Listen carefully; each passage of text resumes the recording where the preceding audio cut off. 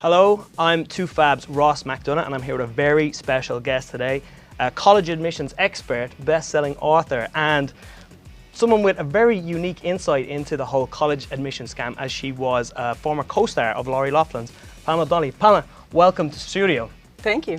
First of all, I have to ask, were you shocked by this whole thing? I was shocked by the players, but I wasn't shocked that the corruption that's been a part of this entire industry for many, many years has finally come out. Right. Were you at all suspicious? Like, with your unique insight, were you suspicious this was going on behind the scenes before it all spilled out? I knew that this was going on across the entire. Yeah. Oh yes. Wow. This is, and those of us in the industry, by the way, we have known for many years that this has been going on. Right. And until somebody comes out with this type of evidence, what are we going to do? And why do you think it took so long to come out? I think that when you follow the money, people want to protect that which lines their pockets, and really greed is unfortunately what's undermining college access in this country. And how brazen are these people? Like, has anyone ever just come out and said, I want to cheat my way in? Like, are they straight up with it, or do they skirt around behind it? I haven't had a can I cheat my way in, but I've had a how much to get my kid into UCLA. Wink, wink, nudge, nudge. Wow. There's a lot of obviously outrage about this because these people obviously have huge advantage already, possibly taking up spots that harder working and maybe poorer students didn't get a chance at. Do you agree though that there's also an angle of these are just mommies and daddies doing what they can for their kids? Like, they're just parents and they're just trying to help their children any possible way they can. I'm a mom, and I understand that we all want to give our kids advantages. I think that we really do a disservice when we take away our children's voices, when we imply that they couldn't get there without us cheating a system. I think there are so many ethical layers to this, and I think that's why we see the outrage that we do among the public about what has come out. So yes, I get it. We all want our kids, but when your kid is already sitting on third base with every advantage in the world, and some of us are out here trying to help kids who can't even find a bat to get up to home plate to even get in the game, like, that is a pretty low manipulation just on the basis of your privilege that you already have. Right. And in the same vein, how much of the blame can you put on the kids? Because they are just kids. I mean, they're 18, so they're like a voting age, but again, they are kind of just children. Like, how much, only the kids who knew what was going on, obviously there were some children who didn't know this was going on behind the scenes, but the kids who did know, like, how much of the blame can you apportion to them?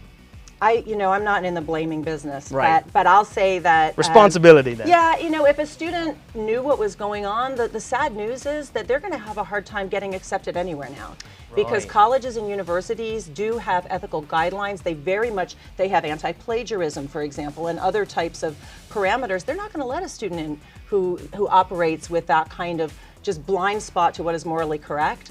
So unfortunately, if a kid knew that, whether they're 17 or 18 or not, I'd say it's to community college for you, or you can just live off of mommy and daddy's trust fund and work it out. She was such an effervescent, beautiful, like really one of the true beautiful people. And I think that because she had that beautiful charm and that effervescence, she was wildly popular with daytime fans, and she was certainly always friendly to me, and I can't really say much more about it than that. I know that her career took off in a way that was wonderful and impressive. I mean, certainly Full House, everybody's doing this hashtag Aunt Becky thing, and that's so, I'm like, oh my goodness. So bizarre, isn't it? Ooh, goodness, ouch. And I was going to ask, like, because do you think this is, the attention is mostly on her because she has this wholesome aura about her, the whole Aunt Becky thing, and never did anything risque in her career? Do you think that's hurt her reputation more because she presents herself as this wholesome character? I think I'm going to go back to what I was raised on. Let he without sin among us cast that first stone. Am I right? I'm preaching in here today. That's right.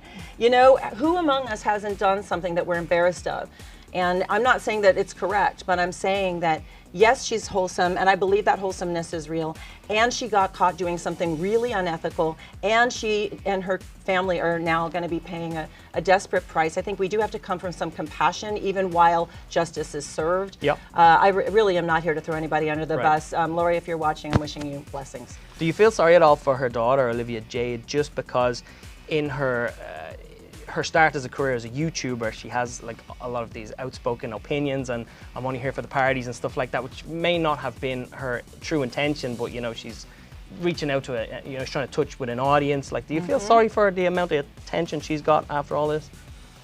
I can't honestly say that I feel sorry. I can say that I cringed when I saw that footage, and it was like, ooh, that is like literally the worst thing you could have said. Another strange thing I noticed when I came over here was the prestige of a particular college seemed to matter way more than what your even qualification was. I mean, obviously there are some colleges better than others back in Europe, but people are more interested in what your qualification is. Where here, it's what college you went to. Like, that seems like a bit of a strange system to me still. I don't think that's true for employers. At the higher levels, employers are looking for people coming in with competency-based education. They can show they are competent in things.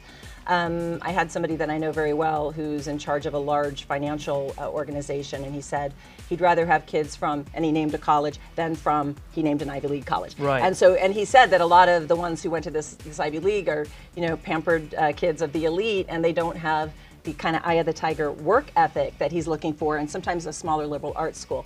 Kids need to be looking for a right fit school. Right. And the right fit school needs to champion the right program. And unfortunately, you're right. Like, we live in a culture, this is capitalism. It's like, I want to have a Louis Vuitton college. Right. You know, I want to have a Chanel college. Exactly. It's like, come on, people. Right. You know, how about finding a program that helps you manifest your gifts, helps you shift those out into the world, helps you be an impactful human being to help make this country even greater than it already is. That's really what education is supposed to do.